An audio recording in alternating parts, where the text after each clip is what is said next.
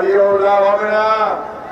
আমরা বলেছিলাম কোন দিকে পালাবে তুমি, কোন দিকে পথ নাই, উত্তরে পর্বতমালা, দক্ষিণে বঙ্গোপসাগর, কোন পালাবার পথ নাই। আওয়ামী লীগের বই অবস্থা এটাই হয়।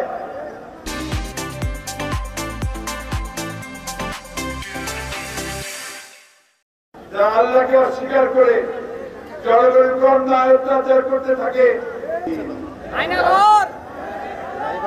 বন্ধুগণ, তারপরেও শেষ করতে হয় নাই, পালিয়ে যেতে হয়েছে এবং দেশ ছেড়ে পালাতে হয়েছে।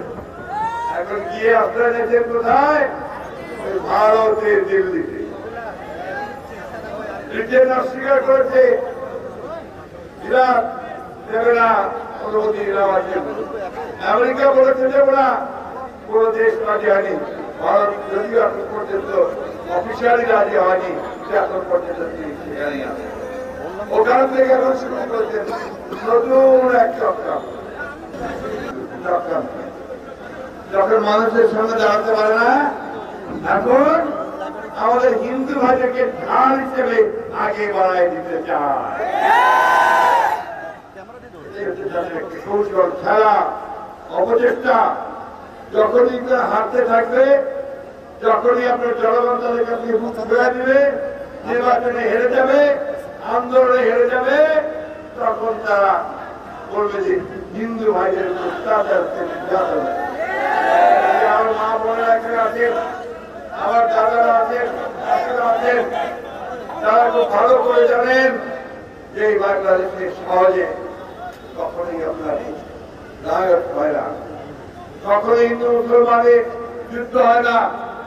দিনের পর দিন, হাজার বছর ধরে এই মাটিতে, এই বাংলাদেশে আমরা হিন্দু মুসলমান বৌদ্ধ খ্রিস্টান একসাথে একটা গাছে অনেক ফুলের মতো ফুটে রয়েছে, তাই না বন্ধুগণ?